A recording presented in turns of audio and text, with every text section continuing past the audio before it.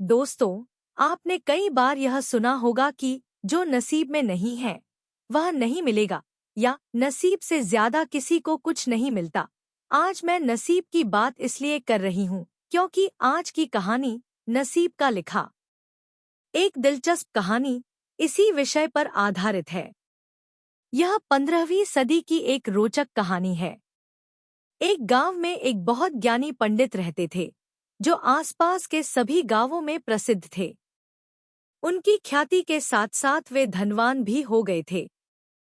पंडित का परिवार छोटा था। उनकी एकमात्र बेटी थी जिसका विवाह पास के गांव के एक धनी लड़के से हुआ था। शादी से पहले पंडित ने अपनी बेटी और दामाद की कुंडली देखी थी और आश्वस्त होकर ही यह रिश्ता किया था। कुछ वर्षों बाद पंडित का दामाद बुरी आदतों में फंस गया। जुआ और शराब ने उन्हें आर्थिक रूप से तबाह कर दिया।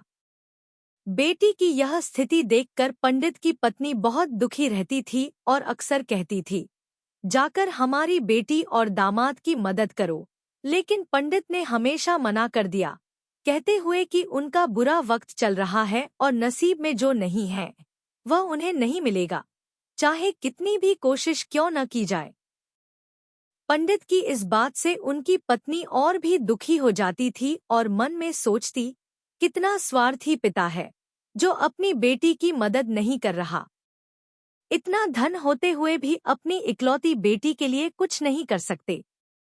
पंडित की यह बेरुखी उनकी बेटी के प्रति प्रेम की कमी नहीं थी। वे अपनी बेटी से बहुत प्यार करते थे, लेकिन कुंडली में देखा था कि यह कठिन समय उसकी किस्मत में लिखा हुआ था और इससे बचना असंभव था। एक दिन जब उनकी बेटी और दामाद खाने के लिए भी तरसने लगे, वे पंडित के घर आए। पंडित और उनकी पत्नी ने उनका स्वागत किया, अच्छा खाना खिलाया, लेकिन बेटी और दामाद को मदद मांगने की हिम्मत नहीं हुई। बिना कुछ कहे वे लौटने लगे। मगर पंडित की पत्नी से रहा नहीं गया। उसने चुपचाप बूंदी के लड्डू बनाकर उनमें सोने के सिक्के छिपा दिए और बेटी दामाद को विदा कर दिया। पंडिताइन सोच रही थी कि जब वे लड्डू खाएंगे तो सोने के सिक्के पाकर उनकी मदद हो जाएगी, पर किस्मत को कुछ और ही मंजूर था।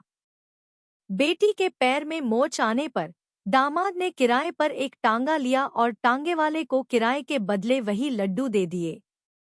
टांगे वाले ने वे लड्डू एक हलवाई को बेच दिए।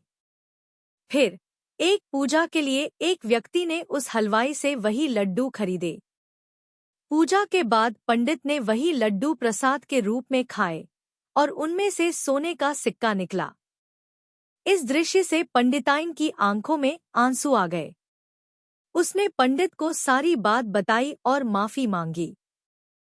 पंडित ने उसे समझाया, मैं भी अपनी बेटी से उतना ही प्रेम करता हूँ, लेकिन अगर हमने उसकी मदद की होती तो दामाद हमसे हमेशा मदद की उम्मीद करता और अपनी बुरी आदतें कभी नहीं छोड़ता।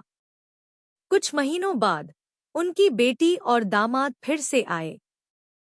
इस बार उनकी स्थिति पहले से बेहतर थी। दामाद ने नई शुरुआत की थी और अपनी बुरी आदतें भी छोड़ दी थी। दोस्तों, नसीब का लिखा नहीं बदला जा सकता। आप क्या सोचते हैं? क्या आप नसीब पर भरोसा करते हैं या उसे अपने हाथों से बदलने में विश्वास रखते हैं?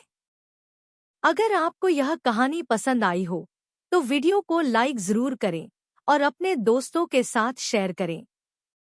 इसी तरह की और प्रेरणादायक कहानियों के लिए हमारे चैनल को सब्सक्राइब करना न भूलें। आपका साथ और समर्थन हमें और भी बेहतर कंटेंट लाने के लिए प्रेरित करता है।